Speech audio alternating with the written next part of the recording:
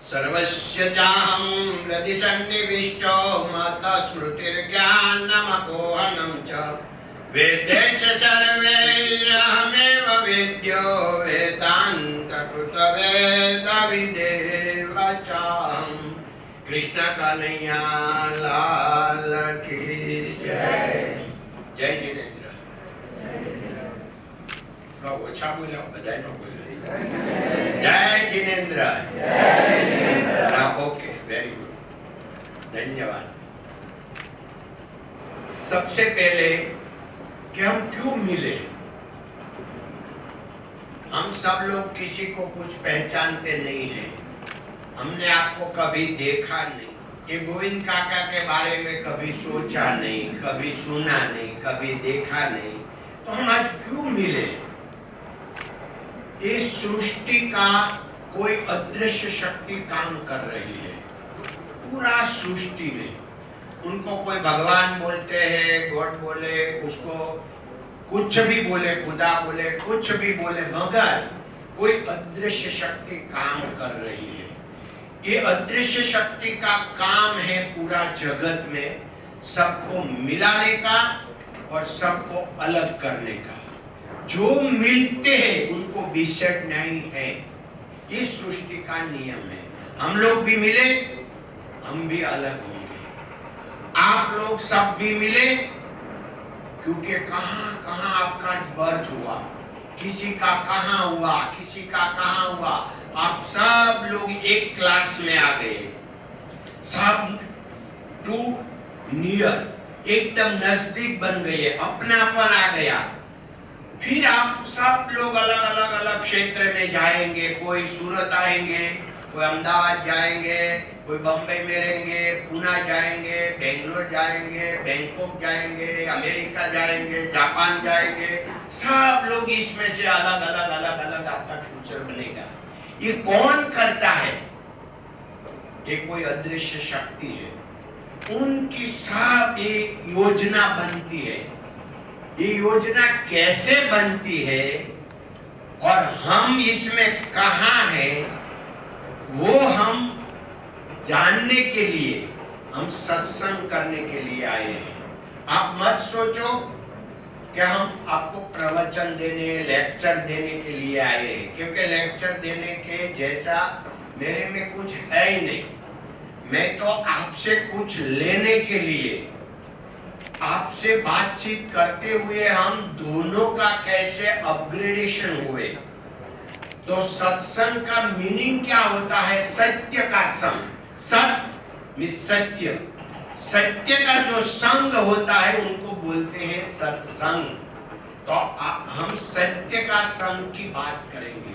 आप भी सत्य से जुड़े हुए हैं, हम भी सत्य से जुड़े हुए हैं, तो हमारा सत्संग होगा। और सामान्य ऐसा होता है कि चलो वो लेक्चर 1 घंटा देगा, बाद में आधा घंटा हम सब लोग क्वेश्चन आंसर करेंगे। ये हमारा ऐसा नहीं है। गोविंद काका का स्टार्टिंग से ही क्वेश्चन आंसर शुरू हो जाता है।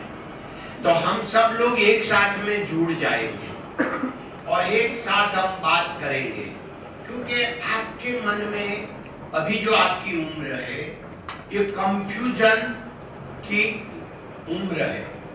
So many confusion, not 100,000 of 1000 confusion, क्योंकि आपका उसमें कोई दोष नहीं है। ये उम्र का ये प्रमाण है, सबके लिए है। तो आपके मन में जो भी कंफ्यूजन हुए, हम बातचीत करेंगे। और मेरे को सब कुछ आता है, मैं आप सबको बहुत आंसर दे दूंगा, ऐसा कुछ नहीं है। हम सब मिलके उनका रास्ता निकालेंगे। कैसे? मेरे पास खाली एक्सपीरियंस है, कोई एजुकेशन नहीं है।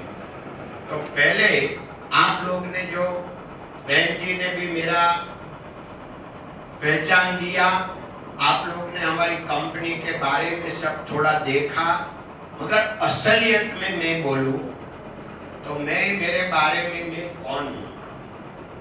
तो हमारे गुजराती में बोलते हैं कि एक गामड़ियो गोविंद है,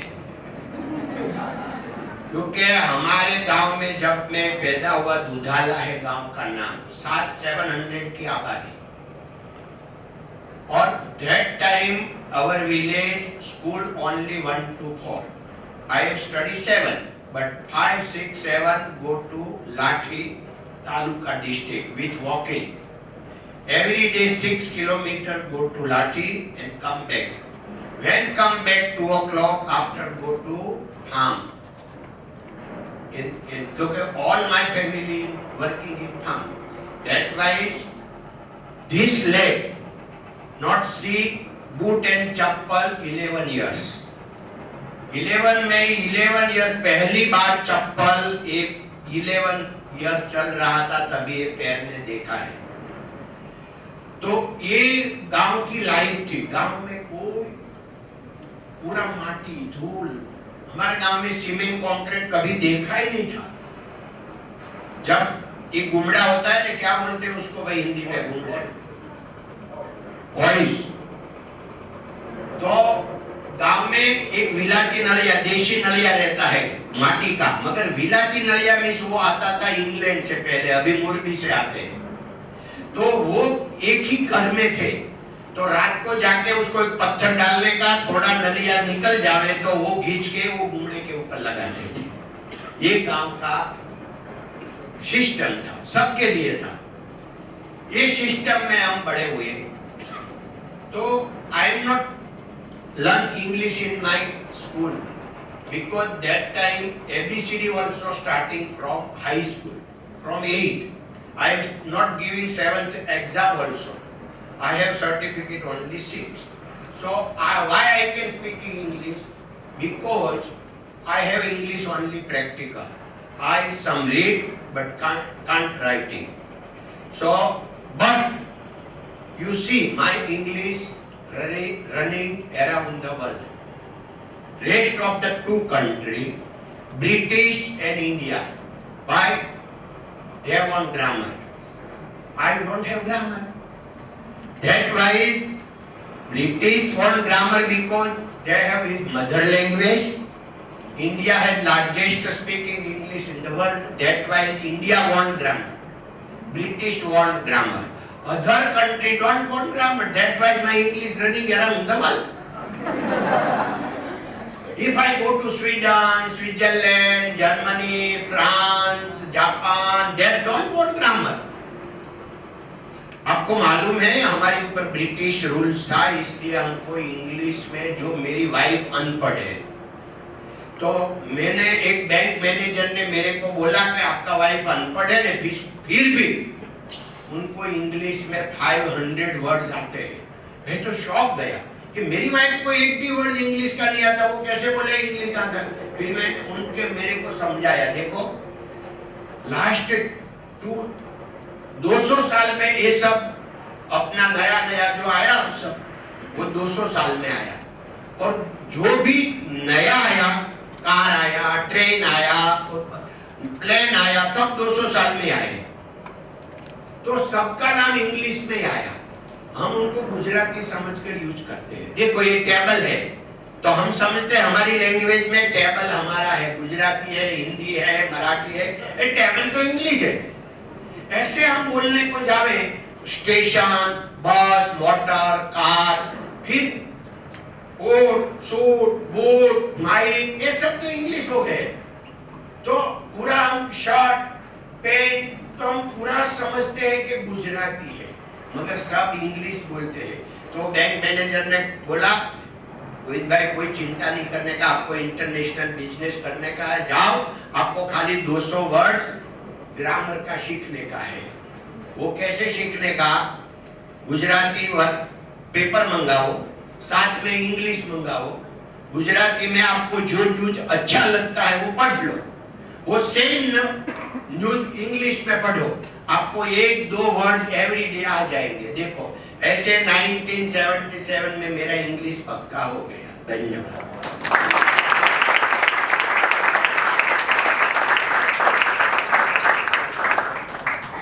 बहुत अच्छा। बाद में मैं जब सूरत आया, at time Surat small, 2,75,000, 3 lakh का पॉपुलेशन नहीं था, मैं आया था। अभी 6 मिलियन, 60 लाख, तभी खाली 3 लाख नहीं था, 1964। मैं सूरत में आया, diamond cutting and polishers only 200, today 200 से 10 लाख। तो ये डायमंड का मैं साक्षी हूं, जो 200 लोग थे तभी मैं एक था डायमंड में। तो एक बढ़ता गया, तभी गवर्नमेंट ऑफ इंडिया का डायमंड का एक्सपोर्ट 6 करोड़ का था, टुडे 21 बिलियन। तो ये जो पूरा चैनल है बढ़ता गया, उसका मैं साक्षी हूं। मैं आपको आनंद आवे इसलिए एक बात बताऊं, गुजरात के बाहर पहली बार मैं 1968 में गया, क्योंकि मैं 64 में सूरत आया। मैंने 6 साल फैक्ट्री में काम किया। I work for 6 years, 1964 to 1970. At that time every day work 14 hours a day. सुबह 6 o'clock फैक्ट्री शुरू होती थी, रात को 8 बजे 8:30 बजे बंद होती थी। और आपको लगता होगा इतना हार्ड वर्क, बोला भाई वो तो हमारे लिए बहुत अच्छा था, क्योंकि हम खेत में जो काम करते हुए गांव में आए थे, वहां सनलाइट में 42-43 डिग्री में हम लोग काम करते थे 14-15 घंटा खेत में। तो इससे तो यहाँ ऊपर छत थी, वो टाइम पर एसी पंखा कुछ नहीं था, मगर बहुत अच्छा लगता था। क्यों कि 43 डिग्री में से हम 34 डिग्री में आए थे। इसलिए हमारी कंपनी का एक सेंटेंस है, वो आप लोग आपका जीवन भर निभावे, प्रॉब्लम इज प्रोग्रेस।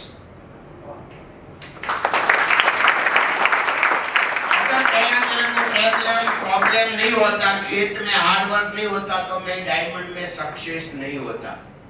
क्योंकि मेरे को ये लगता कि मैं ये जो डायमंड में बहुत 14 घंटा ये लोग काम करवाते हैं, बहुत अच्छा लोग नहीं है। 14 घंटा काम करने से भी एकदम मजा आता था कि भाई ऊपर धूप नहीं है ने, बहुत आनंद है। तो आनंद जब काम में आता है तभी हम सफल होते हैं। आप जो भी काम करें उसमें आनंद आना चाहिए। मैं आपको 68 की एक रमूजी बात बताता हूँ, जो मैंने 2003 में हमको पहली बार डी बीयर्स का मेंबर बने, तो ताज होटल में बड़ा पार्टी रखा था 800 लोग का, उसमें पूरा डायमंड मार्केट और हमारा बायर देश विदेश का 50 गेस्ट था, बैंक का सब लोग था। तभी मैंने जो उनको वहां स्पीच दिया था तभी बोला था, ये मैं आपको याद करवाता हूँ। 1968 में पहली बार गुजरात के बाहर हम निकले और सूरत घूमने को 4 फ्रेंड आए और बॉम्बे आए घूमने को, सूरत टू बॉम्बे। तभी ये रेलवे की टिकट 4.5 रुपया थी, तभी आया था फर्स्ट में। तो हम लोग आए और सब लोग बोले वहां कोई गुजराती नहीं समझता, आप वहां हिंदी में बात करना पड़ेगा। हमको तो हिंदी आती नहीं थी। तो हमने कालपा देवी जो आर्य समाज है इसमें हम लोग ठहरे और ठाकर क्लब में खाने को गए। मगर ताज होटल पहली बार नाम सुना कि कुछ होटल जैसा होता है, हमको तो मालूम ही नहीं कि होटल क्या होती है। हम तो होटल में चाय मिलती है, वो चाय की जो लारी होती है उसको होटल समझते थे।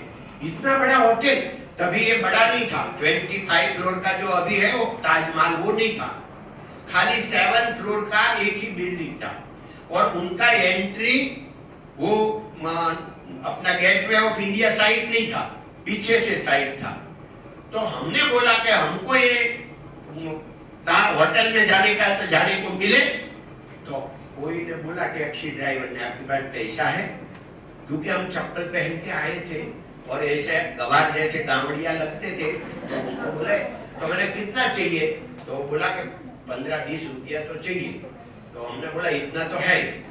तो बोला तो आप एक काम करें कि 1 रुपया टैक्सी का लगेगा, कभी मिनिमम चार्ज 80 पैसे थे तभी, तो आपको 1 रुपया लगेगा। मैं यहाँ से आपको अंदर छोड़ दूं, नहीं तो आपको अंदर नहीं जाने देंगे, मगर मैं यहाँ से एक रुपया मेरे को दे देना, मैं अंदर आपको छोड़ दूं। तो उसने मैं गेटवे ऑफ इंडिया से हमने टैक्सी ली, ऐसे घुमा के पीछे के दरवाजे से ताज होटल में हम दाखिल हुए और जब वहां उतरे सिक्योरिटी वाला ने सलाम किया, निकाला, कहाँ जाने का मालूम नहीं था। तो हम चारों चलते चलते थोड़ा आगे गया तो ये पीछे का दरवाजा आ गया दरिया साइड का। तो वहां दूसरा सिक्योरिटी वाला वो बोला चलो चलो निकलो बहुत हो गया। तो हमने निकाल दिया। हमने बोला हमारा 1 रुपया भी गया, तो अभी क्या करेंगे। तो हम ऐसे घूमते थे तो वहां रिपेयरिंग काम चल रहा, हमारा सौराष्ट्र वाला कोई वहां करता था। तो बोला ए छोकराओ क्या करो छो, क्या जाओ से, हमारी गुजराती लैंग्वेज में। तो हमने बोला भाई ये अंदर जाने का था मगर अभी ऐसे हम गए फिर हमको निकाल दिया। तो बोला आप मेरे पीछे आइए। तो रिपेयरिंग का जो दरवाजा था वहां से हमको अंदर ले आइए। फिर वो और आके उसने वो दादर के ऊपर एक होटल है, ऊपर रेस्टोरेंट है, तो वहां बोला कि ये दरवाजे पे जाइए, वहां जाके आप खाली 2 टी बोलने का, એટલે आपको 2 चाय आएगी, एक का 5 रुपया लेंगे तो 2 का 10 रुपये में आपका काम हो जाएगा। तो हम तो ऊपर गए, वहां जाके टेबल में चारों बैठ गए, 2 टी बोला, आया मगर वो पानी चाय सब अलग अलग लेके आया। अभी मालूम तो कुछ नहीं कि कैसे चाय बना रहे। तो हमने बोला चला ये लोग 2 ही कप लाए, हम तो 4 है, आधा आधा पीने का, अभी क्या करेंगे। तो हमने वो भूखी जो पड़ी की दी थी वो टी बैग, तो मालूम नहीं था वो टी बैग है, उसको खोल दिया, कप में डाल दिया चाय और फिर पानी डाला, दूध डाला, मचक्का साफ किए। फिर बोला कि अभी अंदर भूखी है तो उसको गलने के लिए जाली तो दिया नहीं है, अभी क्या करें। तो थोड़ा थोड़ा एक एक गुट लेके ऐसे ले दिया चाय, 10 रुपया दे दिया, ये तो हो गया। फिर हमने उसने नैपकिन, पेपर नैपकिन दिया था ताज होटल का सिक्का वाला, वो चारों ने हमने जेब में ले लिया क्योंकि हम सूरज चारों को माने नहीं कि आप लोग ताज में गए थे। तो हमने वो चारों नैपकिन लेके बताया कि जो हम ताज में जाके आए। वो टाइम पर मैंने सेंटेंस बोला था, देखो भगवान की कृपा कैसी होती है, जहां हम एंट्री के लायक नहीं थे वहां आज हमारा अभिवादन हो रहा है। तो ये जो कुदरत की कला है, that why our motto है I am nothing but I can do anything, because I am nothing, egoless, you are nothing। तो पहले सबसे पहले आप एकदम जीरो हो जाओ, I am nothing। आप कुछ भी है मान, अभी तक की जो आप मान्यता है सब निकाल दो। ये क्योंकि आप अभी ये दुनिया में 1% भी नहीं है, मैं भी नहीं हूं, 1% नहीं। मैं सबको समझाता हूं कि हमको क्या आता है, हम ज्ञानी ज्यादा के अज्ञानी, हम ज्यादा अज्ञानी। कितना बड़ा अज्ञानी, 1 लाख आइटम आप इकट्ठी करो, हमारा एक में ज्ञान है, 99,999 में हमारा अज्ञान है। हम इतना बड़ा अज्ञानी है, हम मान बैठे हम ज्ञानी हैं। अगर हम ज्ञानी हैं तो हम कोई माइक बनाने आते हैं, कोट बनाने को आता है, पेन बनाने को आता है, ये बूट बनाने को आता है, टेबल बना। अब देखो ये आप क्या बना सकते हैं इसमें, पूरा अज्ञान, हम कुछ नहीं है। I am nothing, I can, मगर मैं चाहूं माइक बनाने का, आई कैन।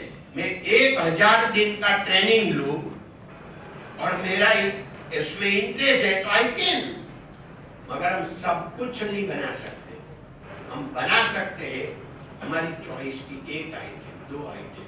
दैट वाई आप ये आपका अभी मैंने जो बोला पूरा एक अपना जुड़ जाने के लिए ये बात हो गया। अभी हम बात से जुड़ गए। आप लोगों को स्टार्टअप कुछ करने की इच्छा है आप लोग में,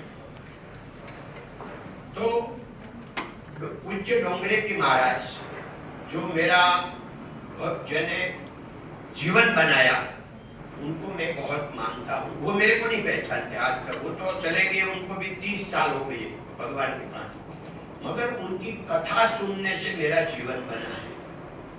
ये रास्ते में कोई ऐसा क्वेश्चन आएगा तो उसकी बात होगी तो हम करेंगे, मगर उनका एक सेंटेंस था कि अर्थ की प्राप्ति मीन्स अगर आपको पैसा चाहिए तो उसमें उनके लिए 5 वस्तु बनती है तब पैसा मिलता है।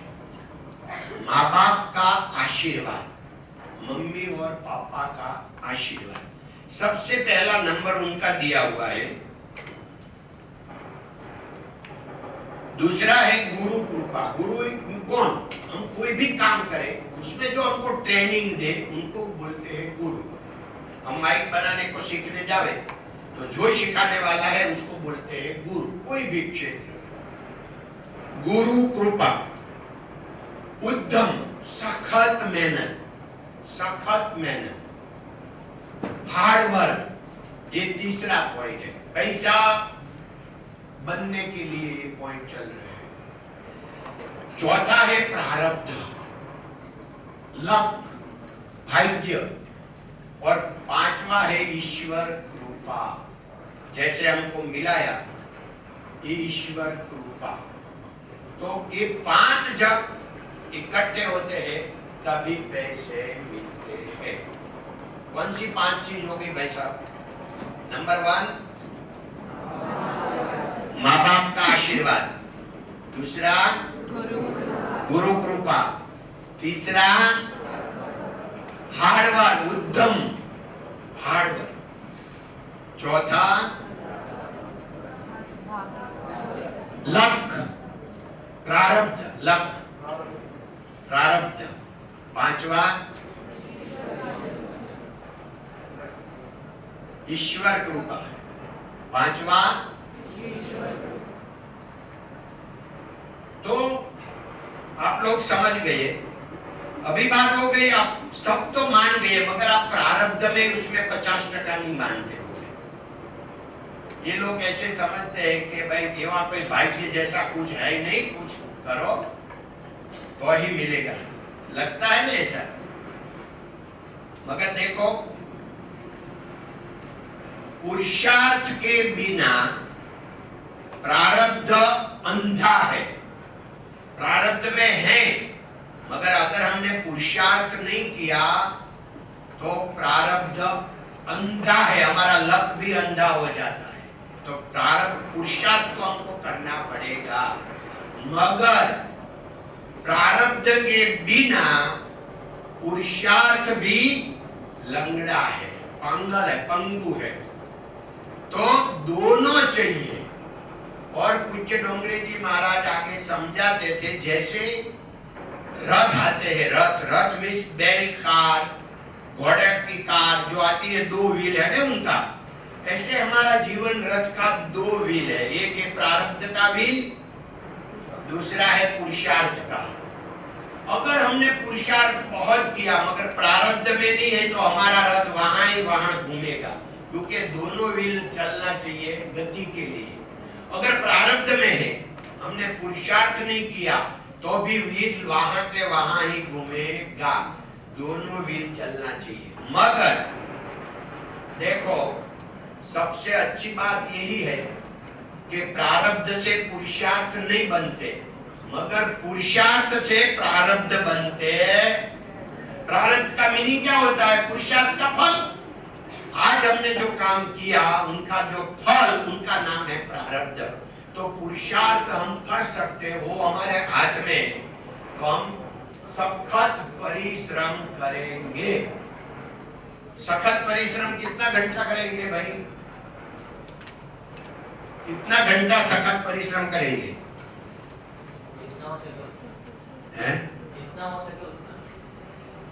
बराबर है।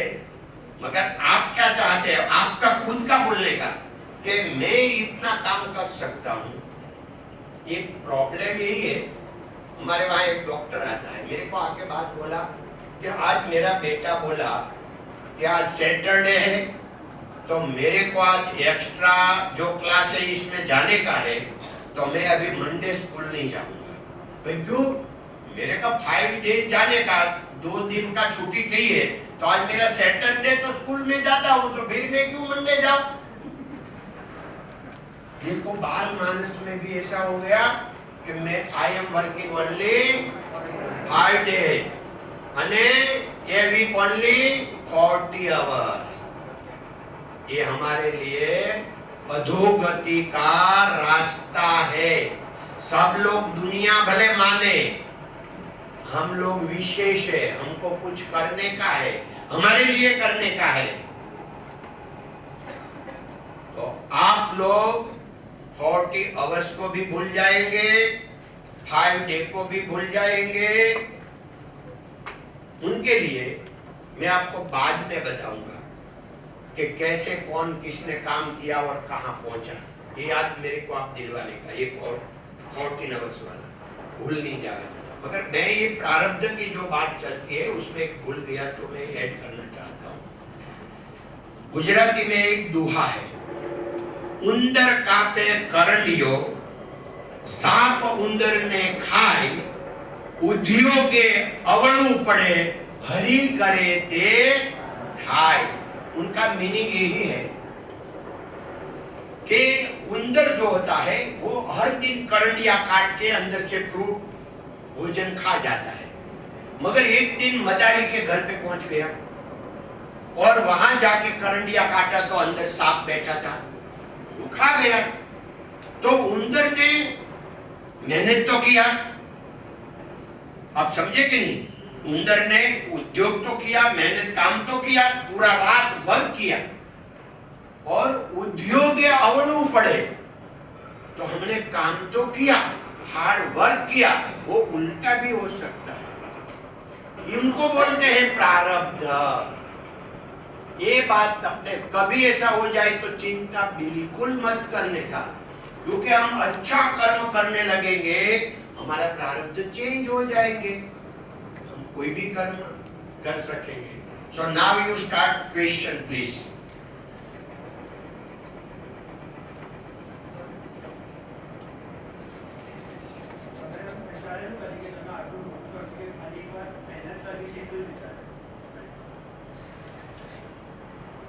आगम भाई ने बहुत अच्छा क्वेश्चन किया, उनके लिए ताली बजाओ।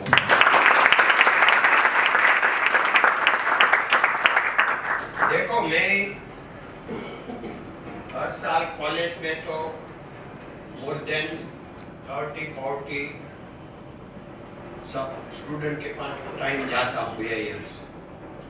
सबसे पहले जो क्वेश्चन पूछते हैं उसमें बहुत कॉन्फिडेंस चाहिए और सबसे पहले जो क्वेश्चन कर सकता है वो लीडर बनता है। तो ये लीडर की निशानी है, उनके लिए बहुत अच्छी बात है। तो फिर आप एक बार लीडर के लिए अभिधान दें। तो एक अमिताभ बच्चन का एक पिक्चर आता था, लेकिन मैं चलता गया कारवां बनता गया। ऐसा मेरा जीवन में है। पूज्य डोंगरे जी महाराज ऐसे बोलते थे कि आप भूतकाल को भूल जाओ, जो पास्ट हो गया यस्टरडे, वो जो हमारे हाथ में नहीं है। जो भूतकाल हमारा है वो तो क्या हमारे हाथ में नहीं है। तो भूतकाल को भूल जाओ और भविष्य की कोई चिंता नहीं करो। ये बोलते हैं कि आप फ्यूचर की कोई चिंता मत करो, कल क्या होगा वो तो बेरर चेक है। कल जो है वो तो हम अगर बैंक में गए बटे तो ही पैसा आएगा, वो हमारे हाथ में चेक है, बेरर है। मगर टुडे कैश ऑन हैंड, आज का जो समय हमारा है वो हमारे हाथ में कैश है, प्रेजेंट है, अभी हम जी रहे हैं। आज अभी मैं क्या कर सकता हूं? प्रेजेंट में जीने का। मैं प्रेजेंट में पूरा जीवन भर प्रेजेंट में जिया। मैं अभी क्या कर सकता हूं, आज क्या कर सकता हूं? और जिसका प्रेजेंट अच्छा होता है उनका फ्यूचर अच्छा ही होता है।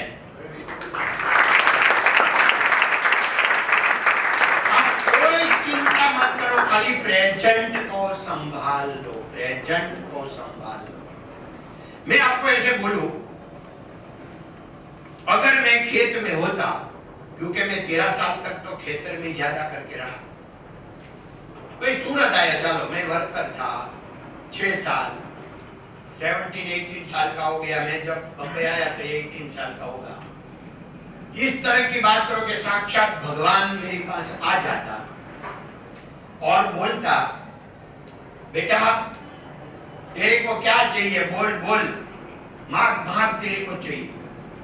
और मैंने बहुत कुछ मांगा होता तो भी मैं टीवी नहीं मांग सका करते। वो टाइम पर टीवी नहीं था, वो टाइम पर मोबाइल नहीं था। तो साक्षात भगवान भी आया होता तो आज जो मिला है वो तो मैं मांग नहीं सकता, उससे भी तो आगे तो मिल गया, इससे भी आगे और फ्यूचर में क्या है क्या मालूम है। तो भगवान साक्षात आवे, उससे भी ज्यादा हमको मिल जावे तो क्या कारण है भाई फ्यूचर में, प्रेजेंट में जीने का।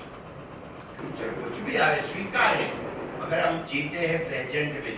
आज सुख ले लो, आज काम कर लो, अभी किसी का अच्छा कर लो, हमारा अच्छा कर लो, माँ बाप का अच्छा कर लो, गांव का अच्छा कर लो, हमारा सब फ्रेंड का अच्छा कर लो। यही तो बात है, हमारा हमको अच्छा करने का है। आज टुडे नाउ प्रेजेंट भाई हो गया।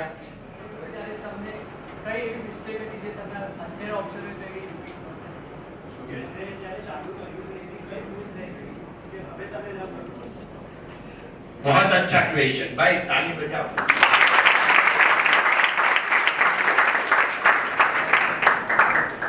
भाई ये जगत में भूल कौन नहीं करते, भगवान। हम भगवान नहीं है तो जो काम करते हैं उनको भूल होती है। और आप बोले कैसी भूल हुई, तो भाई एवरी डे एक भूल नहीं होती है, 5-10 हो जाती है, एवरी डे हो जाती है, छोटा बड़ा छोटी। किसी को हमने अगर आया हमारे घर पे तो उसको बहुत मान देने की जरूरत थी, हम नहीं दे पाया, भूल हो गई। कोई आया उसको इतना मान देने की जरूरत नहीं थी, हमने एक्स्ट्रा दे दिया, वो भी भूल हो गई। तो हम तो भगवान तो है नहीं कि किसका किसको दे। तो जो काम करते हैं उनको भूल आती है, मगर अगर एक बार भूल आ गई, हमारा प्रैक्टिकल हो गया, वो बार बार नहीं होनी चाहिए। इतना ही ख्याल रखने का है कि एक भूल हो गई वो बार बार नहीं होनी चाहिए। भूल तो जो काम करे उनको आएगा। हम करें कि नरेंद्र भाई ने ऐसी भूल कर दी, मुरारी बापू ने 35 साल पहले मैंने कथा में सुना था कि हमारे गोंडल में सुबह में 4 आना 25 पैसा का गांठिया लेवे और गांठिया खाते खाते बात करे कि ये सरकार नहीं चलेगी। बोला भाई आ 4 आना गांठिया में तू કેટલા દી હાલીશ ઈ કે ને સરકારની પછી तू चिंता कर। ऐसी तरह हम नरेंद्र भाई की भूल निकालते हैं, हमको दिखती है क्योंकि दृष्टि अलग है, दृष्टि ऐसी सृष्टि। वो काम करते हैं तो उनको भूल हो जाती है, हमको करने का नहीं तो हमारी कैसे भूल हुए भाई। कश्मीर में हमारा क्या भूल हुआ कुछ? कश्मीर के बारे में हमारा कोई भूल हुआ नहीं हुआ, क्योंकि हमने कुछ किया नहीं तो कैसे भूल हो जाए। जो काम करते हैं उससे भूल हो सकती है, मगर बार बार नहीं होना चाहिए। भाई साहब के एग्जाम्पल दो, एग्जाम्पल देने में तो पूरा वो बंद, मगर भूल स्वीकार्य है, काम करते जाओ और भूल आते ही उसमें से सीखते जाओ। धन्यवाद।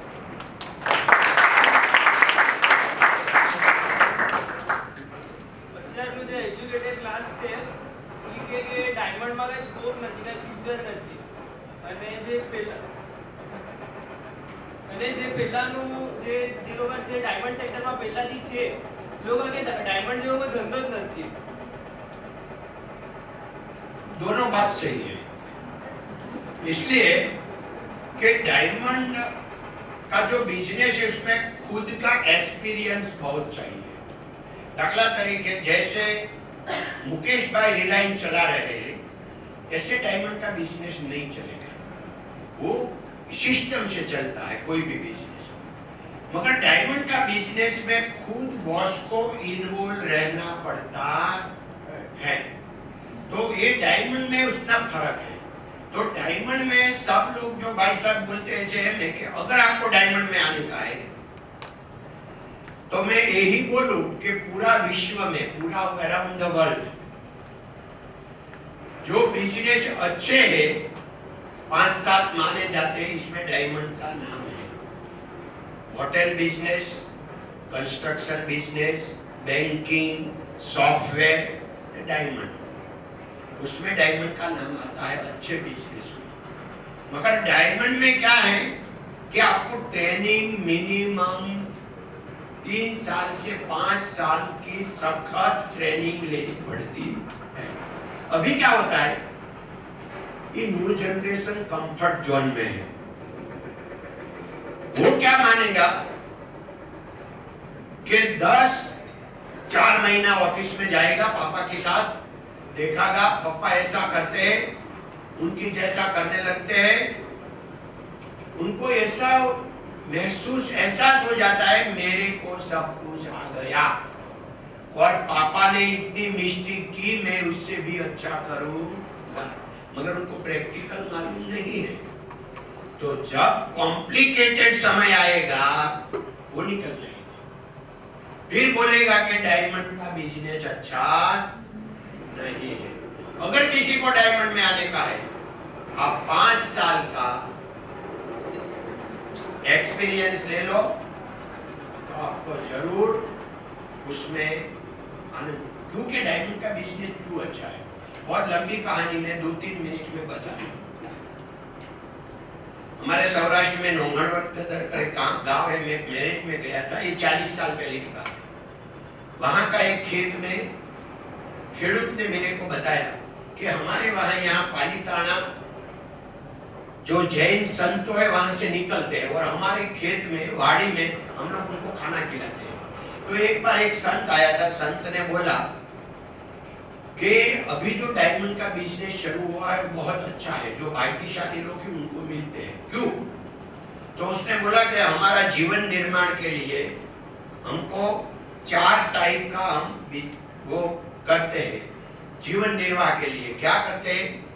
अगर नौकरी करते हैं, सर्विस करते हैं, या खेत पशुपालन करते हैं, या व्यापार करते हैं, या राजकीय क्षेत्र में जाते हैं।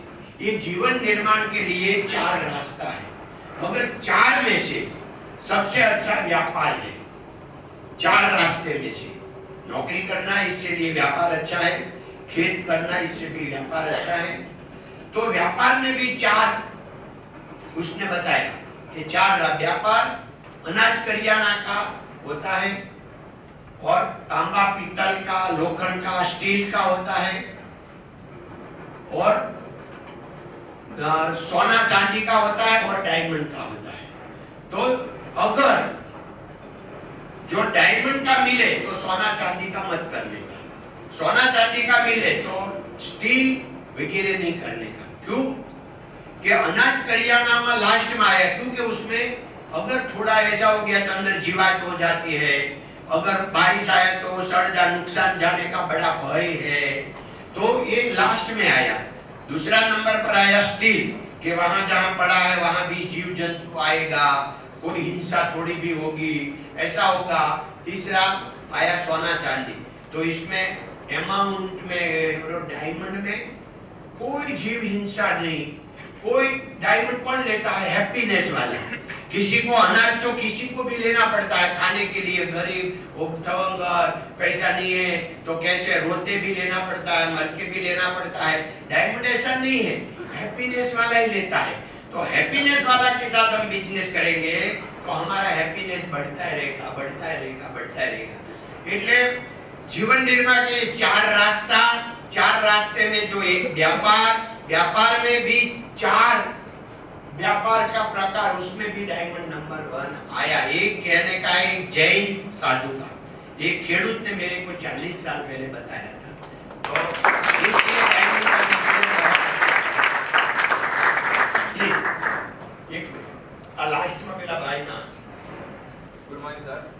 સો તમે કીધું તમે ₹0 થી ચાલુ કરીને તમે $1 બિલિયન સુધી ગયા, $1 બિલિયન બિઝનેસ સુધી ગયા. તો આપણને બધાને ખબર છે કે અહીંયા જેટલા બેઠા છે એ લોકોને પાસે પૈસા હોય તે લોકોને વધારે પૈસા કમાવાની ઈચ્છા હોય.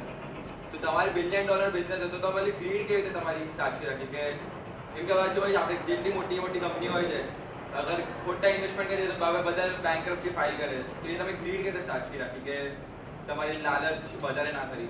धन्यवाद धन्यवाद भाई, उनका क्वेश्चन बहुत अच्छा है, ऑनेस्टी ऊपर है.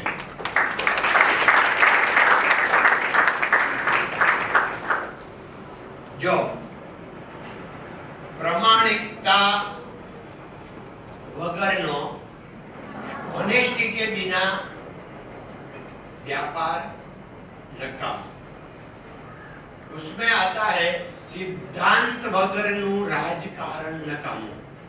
सिद्धांत उसमें होना चाहिए, अभी कोई रखता नहीं है, ये बात सही है. चारित्र वगरनी साधना नकामी. जब हम साधना करते हैं चारित्र की उसमें बहुत जरूर पड़ता है. और संस्कार के बिना शिक्षण नकामी. ये जो अपना अभ्यास एजुकेशन है उसमें संस्कार सबसे पहले है. संस्कार के बिना एजुकेशन और खंत के बिना खेती नकामी. खेती में अगर अलग हम जो बातें खड़ हो जाए ऐसा, तो ऐसे व्यापार में प्रामाणिकता होनी चाहिए. तो प्रामाणिकता हम दिखाने के लिए नहीं, प्रामाणिकता हमारे लिए होनी चाहिए, हमारे खुद के लिए. उसके बारे में मैं आपको एक एग्जांपल दूं. जब हमने 1977 में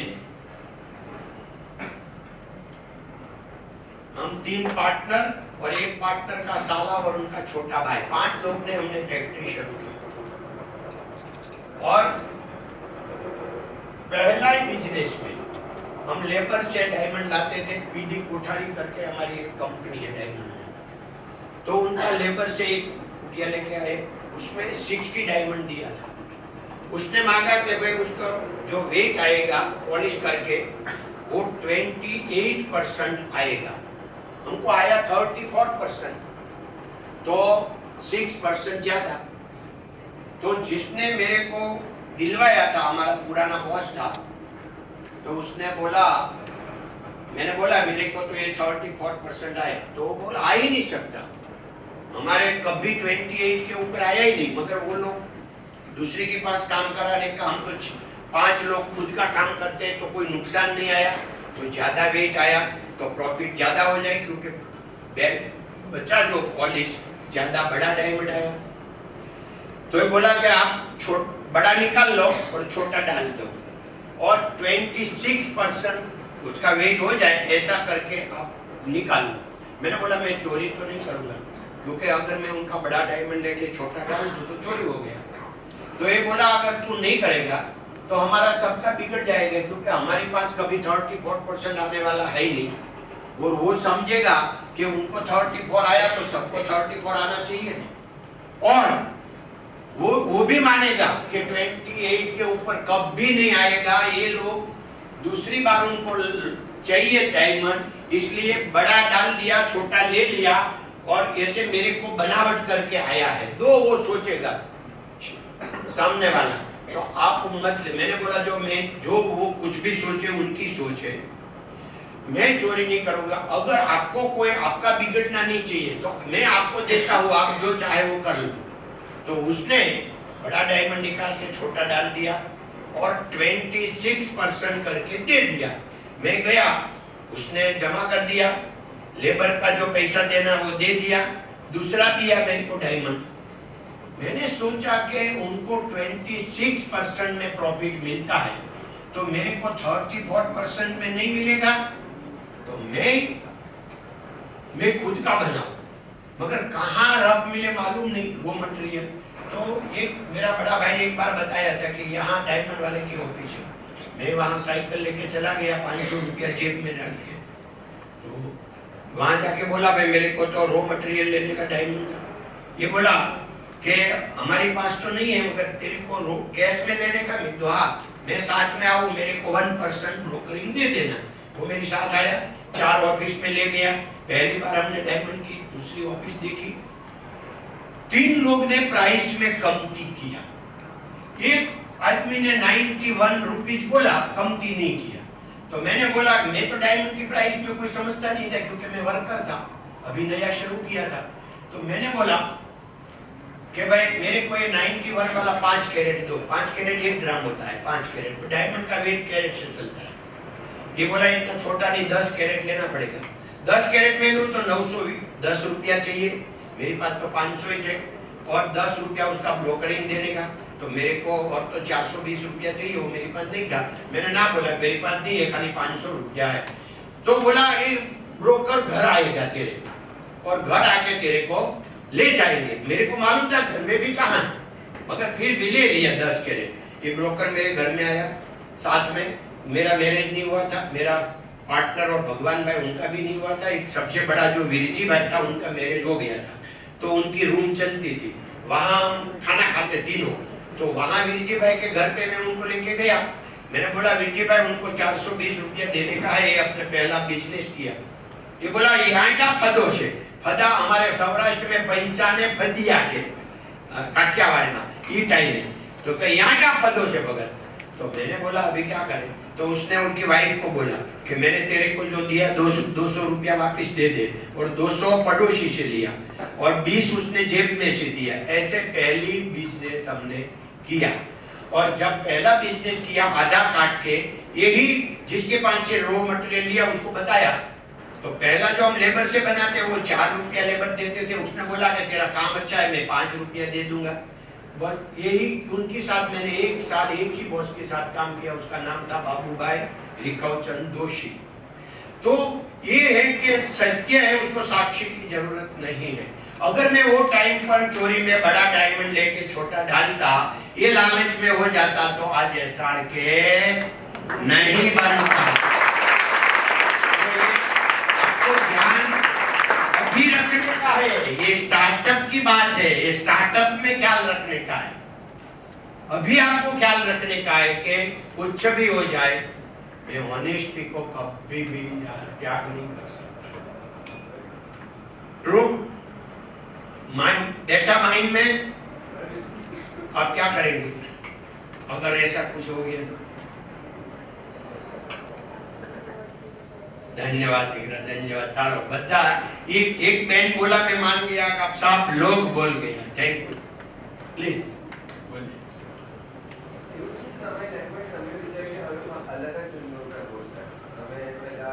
प्लीज प्लीज। गांव में खेत में तो मालूम है सब, जो मेरा तो कोई सोच नहीं था, मगर मैं मानता हूँ कि मेरा भाग्य था। मेरा बड़ा भाई 1 साल पहले सूरत आया था, वो ऐसे गांव में आए कि चल गोविंदा तार सूरत आऊ है। मैं कीधुं चलो आपकी साथ, तो मैं बोलूं ये 7वीं की एग्जाम तो दे दूं, अगर तारे भणવું જ નથી तो तार परीक्षा નું શું काम चाल? એટલે પછી परीक्षा दिए बिना 7 का उनके साथ आ गया। तो मेरा बड़ा भाई तो सूरत पे 1 साल पहले आया था, मैं उनके साथ आया था। तो ऐसे स्पेशल प्लान बना के नहीं आया, बन गया, प्रारब्ध बोलते हैं। મંદિર આવે ત્યારે મને યાદ છે કે સુરતમાં બધા મોટા હીરાના કારખાના કારીગર છૂટા હતા, ત્યારે એસઆર કે ગ્રુપે કોઈ કારીગર છૂટો નહોતો। ધન્યવાદ, શું સ્ટેપ લીધેલા? धन्यवाद, थैंक यू। ये बड़ा स्टार्टअप के लिए बहुत जरूरी है, बिजनेस के लिए। और ये भाई साहब ने बहुत अच्छा क्वेश्चन किया है, तो उनके लिए खास ताली बजाओ।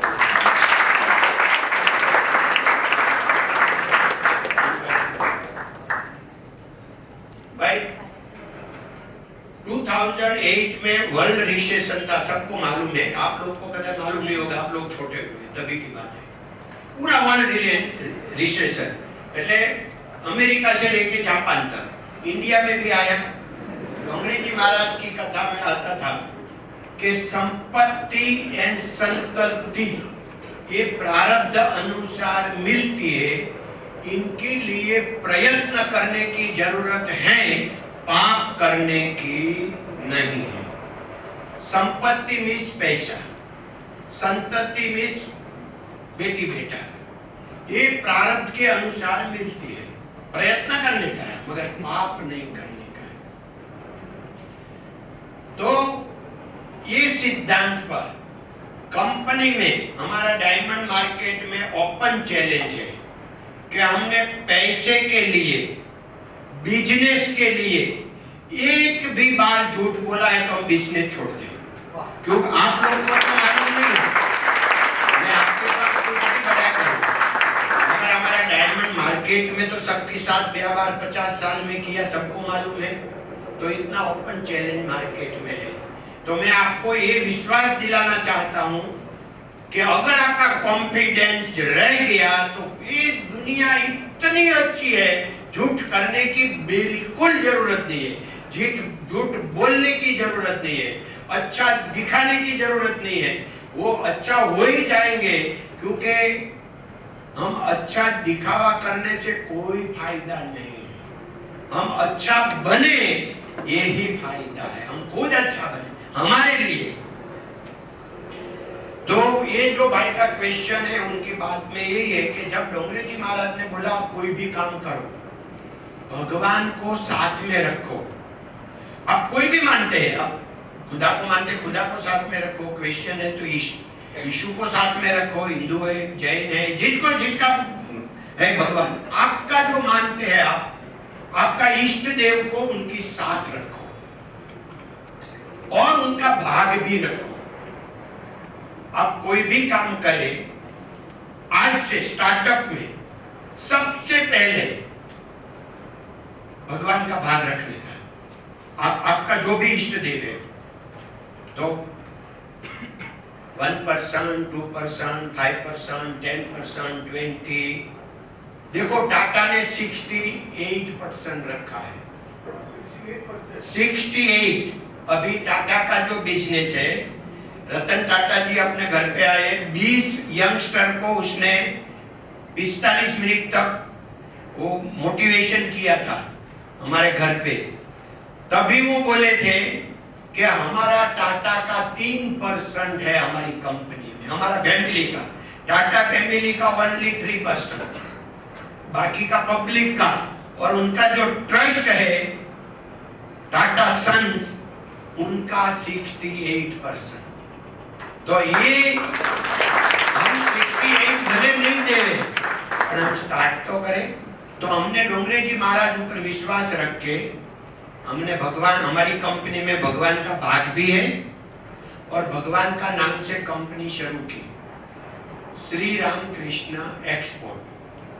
वो टाइम पर सब लोग मेरे को डांटने लगे, पूरा मार्केट में, तू क्या करता है, तेरे को एक्सपोर्ट इंपोर्ट करने की इच्छा है और इतना पुराना नाम रखते हैं रामकृष्ण एक्सपोर्ट, कौन तेरा डायमंड लेगा। मैंने 2 दिन सोचा कि भगवान कभी पुराना हो सकता है, तो हो सकता है तो भगवान कैसे माना जाता है। तो मेरा विश्वास दृढ़ है, तो मैंने 2 भगवान पसंद, राम और कृष्ण, किसको छोड़े, तो दोनों का नाम रख दिया। और लक्ष्मी तो चाहिए, तो श्री रखा, श्री राम, श्री मिस लक्ष्मी, मालूम है ना। तो हमने श्री राम कृष्ण रख दिया। और आज जो कंपनी चल रही है, ये कौन चला रहा है, ये लोग चला रहे हैं। क्यों, गीता मां भगवान ने बोला, गीता जी में, श्रीमद् भगवत गीता ने, ददामी बुद्धि योगम तम, बुद्धि दाता मैं ही हूं। कौन बुद्धि देता है, कौन निर्णय शक्ति करता है, यही करता है।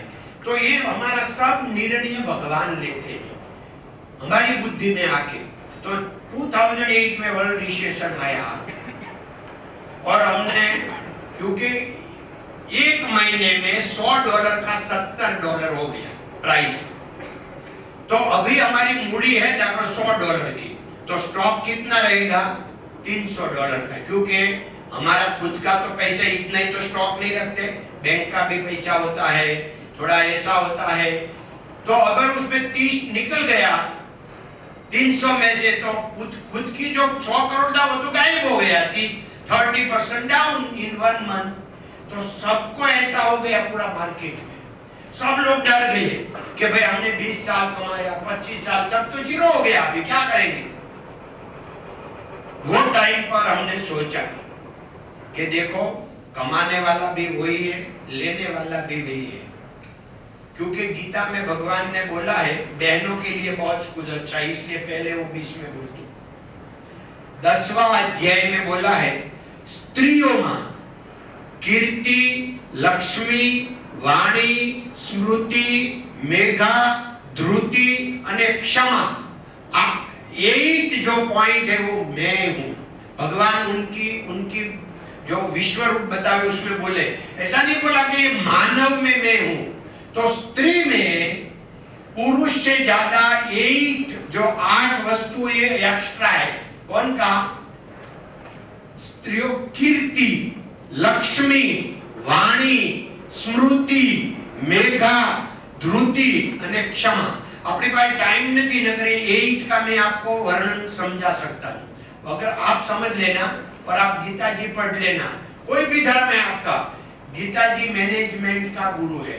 मोर देन 1000 लैंग्वेज में मिलती है, कोई भी लैंग्वेज में, और 2.5 घंटे में वो पूरी खत्म हो जाती है।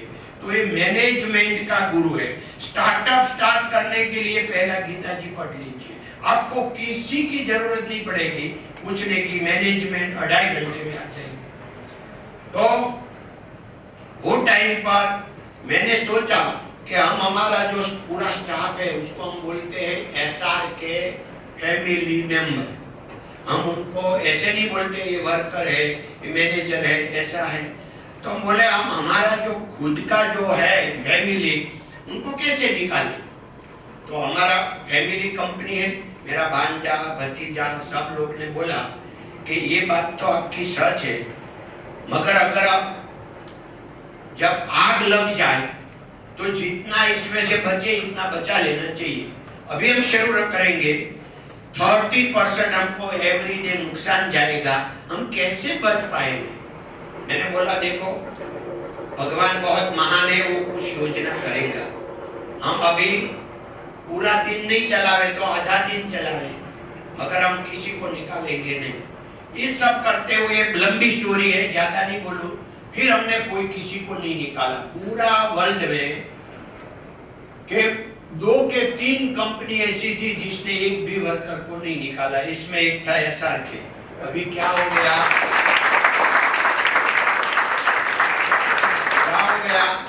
कि $100 का $50 हो गया, और इसका भाव फिनिश गुड का तो $70 था। अभी $50 में लो, $70 में बेच डालो, कितना प्रॉफिट हो गया भाई? How many percentage? 40।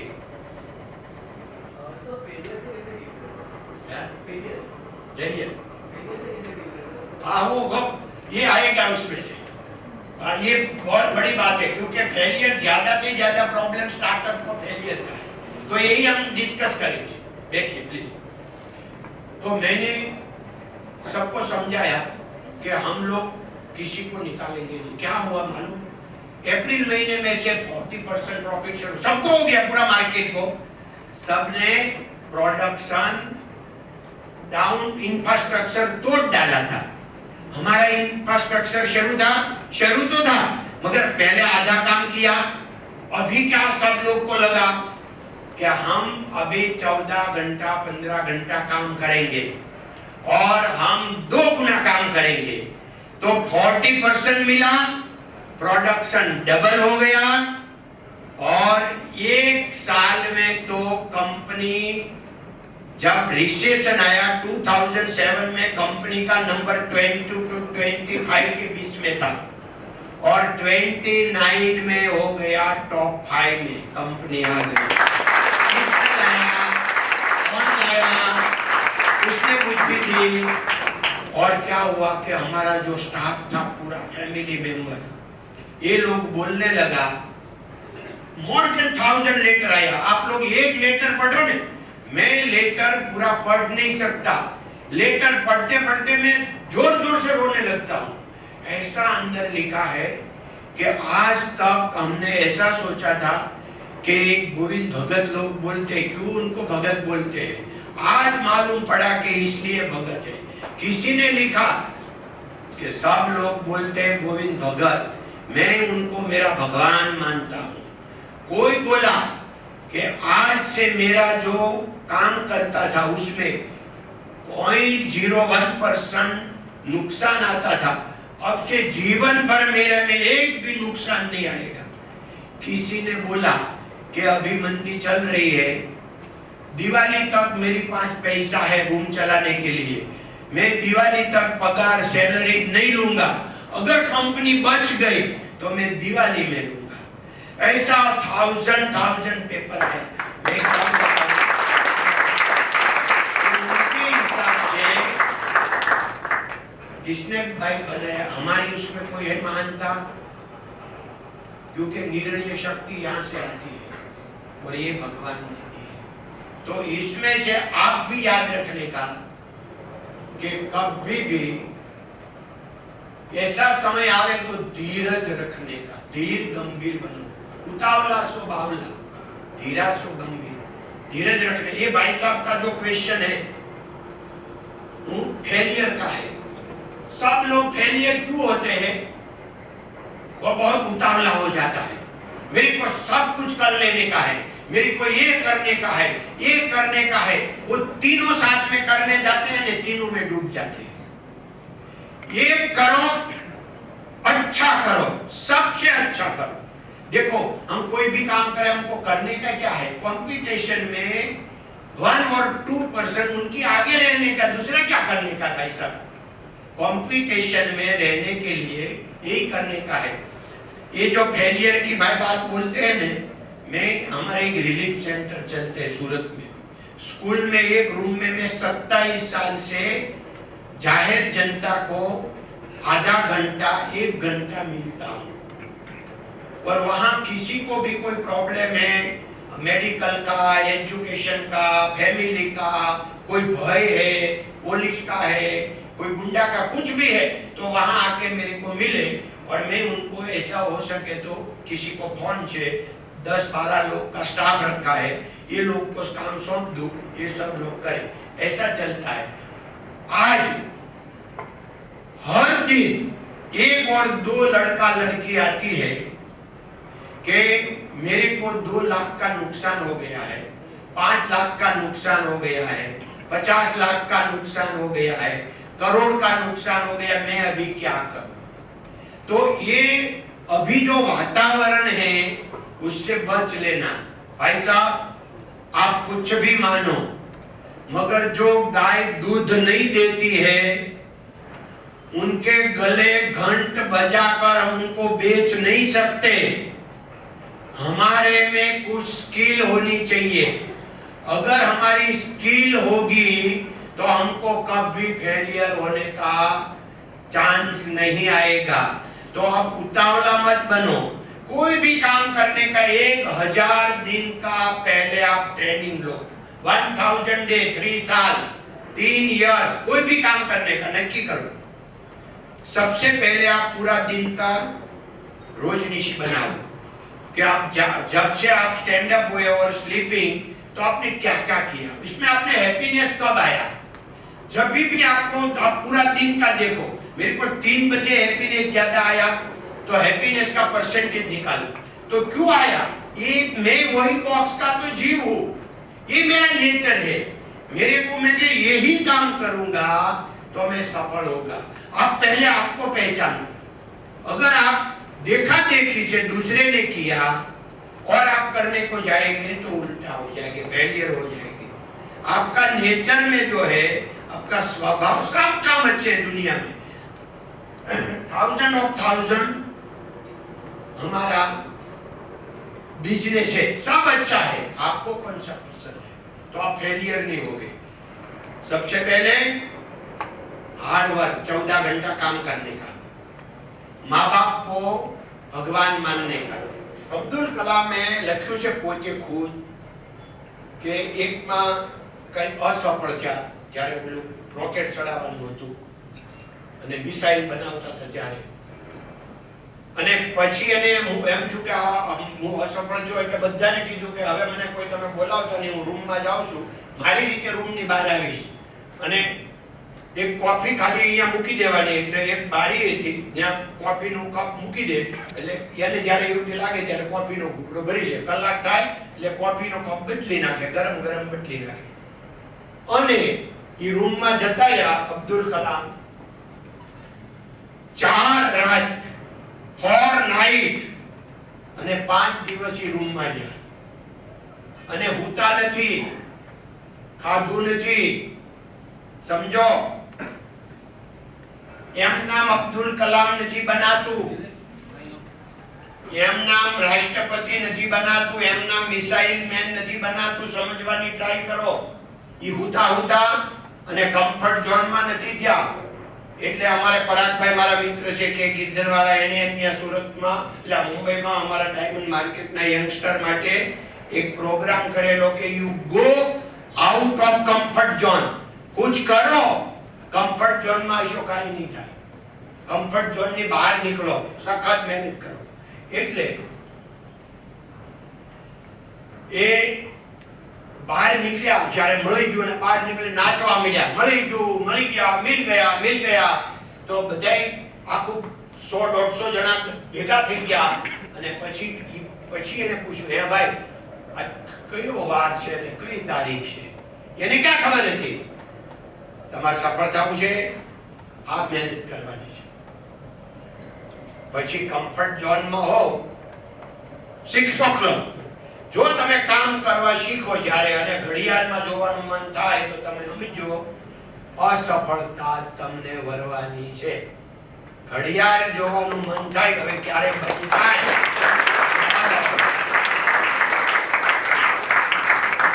પ્લીઝ એક મુદ્દા બોલો.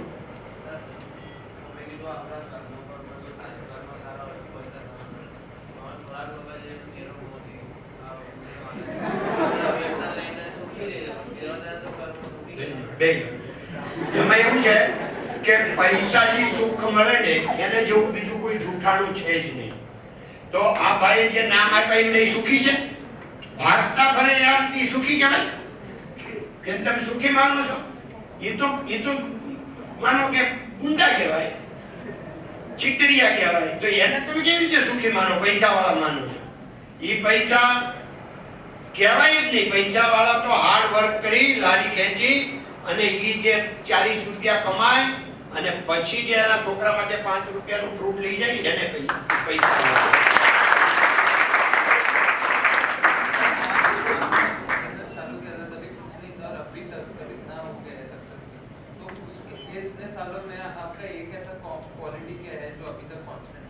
धन्यवाद.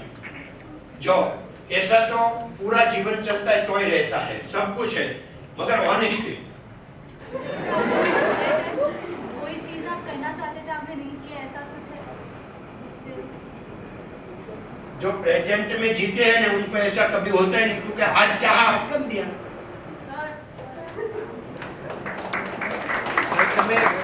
તમે કમ્પીટ કેવી રીતે કર્યું બીજા ડાયમંડ મર્ચન્ટ સાથે? કેમ કે તમે કીધું કે ઘણા બધા લોકો હતા તમારા સાથે, તમારામાં એવું યુનિક શું હતું કે તમે બધાથી આગળ નીકળી શકો? સ્કિલ એક્સ્ટ્રા અને હોનેસ્ટી. સર બટ એ તમારી પર્સનલ હતું ને, મતલબ તમે એવું બહાર માર્કેટમાં શું કર્યું જેનાથી તમે કમ્પીટ કરી શક્યા બધા?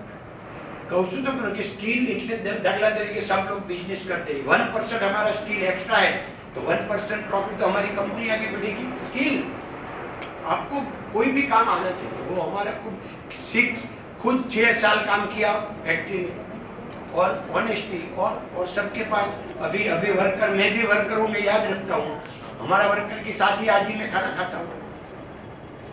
कैसे हर देश में बिजनेस करने का तरीका अलग होता है और आपको नॉलेज नहीं थी तो आपने कैसे उनको समझाया कि आप कैसे? जैसे बेन जो लैंग्वेज की जरूरत तो नहीं पड़ती, खाली कोई भी बिजनेस करना, मगर अपना बिजनेस चलते हैं हमको बिजनेस के पीछे चलना पड़ता है. अगर हमारा बिजनेस बढ़ जाए, क्योंकि 2001 में बैंक मैनेजर ने बोला था कि आप पैसा और स्किल दोनों आपके पास रहेगी तो बिजनेस कहाँ भी पूरा वर्ल्ड में से आपके पास ही आएगा. ऐसा तभी बोला था. तो आज वो हुआ कि हम कुछ भी करें थोड़ा पैसा हो जाए, ज़्यादा नहीं. पैसा के स्किल बहुत महत्व है. स्किल बच जाए तो बिजनेस तो अपने पास दौड़ के आएगा. प्लीज.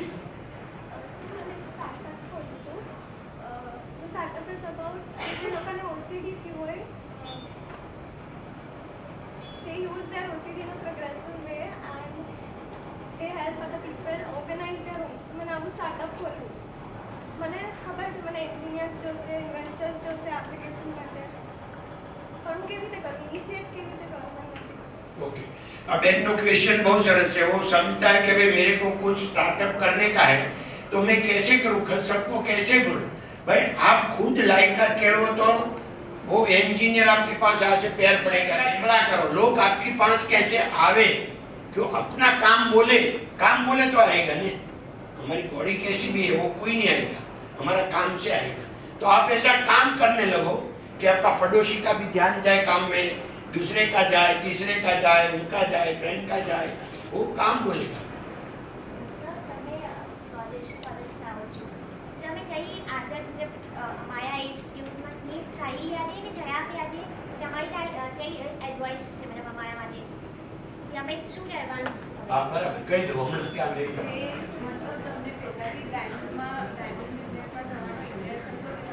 ना ना ना भाई आया नहीं लाना डायमंड क्या, मेरे को तो ऐसा लगता था डायमंड खींचना मीन्स क्या होता है, डायमंड हाथ में रख के ऐसे रखता। वो घंटी देश में घंटी थी ना तो बोलते घंटी में हीरा घसने का। मैं से ऐसे सोचता था कि भाई वो घंटी ऐसे कोई चलाता होगा, अपने ऐसे डायमंड रखना, तो मालूम ही नहीं था कैसी टेक्नोलॉजी है।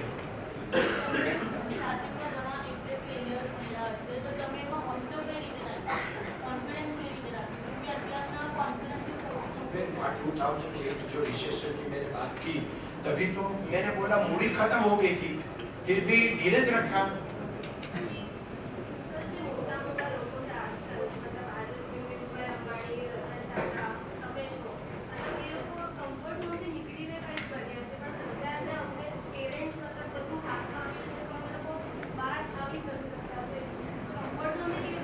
नहीं वो कंफर्ट जोन की बात कैसे आने का, ये अपने को पूछने का है।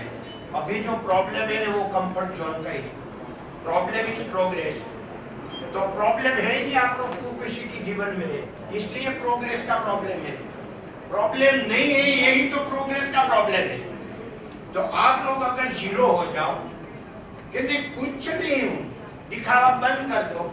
जो देखो मैं बता दूँ, ये मैं सूट पहन के आया, अगर सूट में कभी कोई स्पोर्ट्स बूट पहनते हैं, दुनिया में कोई पहनते हैं आपने आज तक देखा? तो मैं स्पोर्ट्स बूट पहन के आया तो आप सब लोग को पहले देख के ऐसे लगे कि ये उनको तो इतना तो बुद्धि नहीं है कि सूट पहना है और बूट उसको ऐसा पहनना चाहिए कि सूट के अलावा ये स्पोर्ट्स बूट पहन के आया तो उसको क्या मालूम। देखो मेरे आप क्या मेरे को समझते, मेरा कंफर्ट क्या है मेरी बॉडी को, मेरे को ये ऐसा शर्म नहीं। हमारी कंपनी का एक सेंट है, शर्म कोई नहीं रखवानी नहीं, मर्यादा कोई नहीं तोड़वानी। ये पहली बार मैंने डोंगरे जी महाराज की कथा सुनी 1968 में, जब मैं ताज में आया था इसके बराबरी में। तो ये डोंगरे जी महाराज ने कथा शुरू की। मेरे को रविवार के दिन में आफ्टरनून में गया था, क्योंकि वो दिन पर रविवार के दोपहर तक फैक्ट्री चलती थी, 6.5 दिन हम काम करते थे, 14 घंटा। तो जब मैं गया कथा में मेरे को ऐसा लगा कि मेरे को समाधि अवस्था हो गई है, मेरा कोई नया जन्म हुआ है। मैंने मेरा बॉस को बोला कि मैं कल से 8 दिन में कथा सुनूंगा, नहीं आऊंगा फैक्ट्री, क्योंकि मैं दैट टाइम वर्क कर। मेरा बॉस ने बोला कि ऐसा तो कैसा, तुम जो रूटीन का काम करते हैं उसके पीछे 8 लोग काम करते हैं, मेरी चैनल चली जाएगी। तो मैंने बोला मैं 20 डायमंड हर दिन बनाता हूँ, रात को आके बना दूं, मगर दिन को तो मैं कथा सुनूंगा। उसने हाँ बोला। मैं रात को 6:30 बजे जाओ, रात को 12-1 बजे तक मैं 20 डायमंड बना दूं, क्योंकि तभी मेरा भी मैरिज नहीं हुआ था और हमारा बॉस का भी नहीं हुआ था, वो कब फैक्ट्री में ही सोता था बॉस। तो वो सोए और मैं ही घाट कर ऐसे करके कथा में आया कि आपको मान चाहिए तो आपके मुफ्त में मिलेंगे। मैं बोला बहुत सही बात है, हमको तो कोई मान देते नहीं, तो मुफ्त में मिले तो बहुत सही है। तो उसने फॉर्मूला दी कि ये सृष्टि का नियम है, आप जो कुछ दे आपको वापिस मिलते हैं। अगर आप किसी को गाली दे तो आपको गाली मिलती है, नफरत दे तो नफरत मिलती है, प्यार दे तो प्यार मिलता है, और वो बढ़ के मिलता है। कैसे? एग्जाम्पल की साथ दिया कि अब हिमालय में चले जाओ, लाखों पहाड़ियां है, वहां जाके कोई बड़ा आवाज से बोले भगवान तेरा भला करेगा, 10-20 बार आवाज आएगा, भगवान तेरा भला करेगा, भगवान तेरा भला करेगा, भगवान तेरा भला करेगा। अगर वहां जाके कोई बोले तेरा सत्यानाश होगा, तो 10-20 बार आवाज आएगा, तेरा सत्यानाश होगा, तेरा सत्यानाश होगा। ऐसे पूरा जगत है, भगवान की सृष्टि ऐसी है, हम जो भी देते हैं वो हमको वापिस मिलते हैं। तो वो बोला कि आप सबको मान देने लगे तो आपको मान मिलेगा। मैंने बोला ये सही है, मैं तो फैक्ट्री में हम 40 लोग थे, 15 से 25 साल का सब यंग, तो दूसरे हम सबको जैसे आप बुलाते थे, हमने मेरे को सब गोविंदा बोलते थे, मैं भगवान भाई होता तो भगो बोलते थे, लालजी भाई हो तो लालो, कांजी भाई तो कानो ऐसे बोलते थे। फिर हमने दूसरे दिन जाके मैंने सबको मान देने का शुरू किया, लालजी भाई, कांजी भाई, लोजी भाई, तो सब लोग बोले गोविंदा खाई क्यों से, तो ये बोला कि तो पागल हो गया है, कुछ भी बोले, मैं कुछ नहीं बोलूं, मैं वहां जाके क्या बोलूं, खाली हंसी दे दूं। 2 महीने में ऐसा चमत्कार हुआ कि सब लोग मेरे को मान सम्मान देने लगे। कोई मेरा इंसल्ट करे, 3 लोग आ जाए, गोविंद भाई का नाम मत लेना, मैं गोविंदा था, 2 महीने में मुफ्त में गोविंद भाई हो गया। तो मैंने बोला ये तो बहुत अच्छी फॉर्मूला है। तो फिर तब से लेके आज तक पूरा दुनिया में मैंने तो किसी को तू नहीं बोला, तो सबको मैं आप बोलता हूँ। क्यों कि मेरा छोटा भाई का बाण मैंने शुरू किया, वो पढ़ता था, पहले सबसे पहले उनको आप बोलने को शुरू किया, और उनका नतीजा क्या हुआ, भाई अपना ग्रुप पूरा यहाँ आ जाइए। तो इसका नतीजा क्या हुआ कि हम लोग जो सबको कारखाना शुरू किया, तो हम सब लोग वर्कर को कभी तू किसी को नहीं बोला, वर्कर को सबको आप बोला। तो वर्कर को क्या लगा, ए शेठ बहुत अच्छा है, वो तो हमको मान सम्मान देते हैं, तो वर्कर हमारे वहां दौड़ के सब लोग आने लगे, तो कंपनी बढ़ जाए। तो ऐसे मैं ये सब लोग को यहाँ इसलिए बुलाया है, ये सब लोग आपकी जैसा है, ये हमारा 3rd जनरेशन है, और ये आपको जान के आनंद होगा, ये एग्जाम्पल आया इसलिए मैंने प्रूव करने के लिए बुलाया है।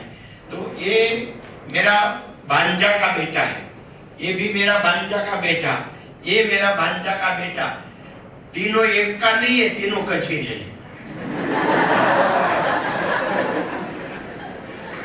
ये मेरा भतीजा का बेटा, ये मेरा भतीजा का बेटा, ये मेरा भतीजा का बेटा, 3 भतीजा का बेटा है, 3 भांजा का बेटा है, और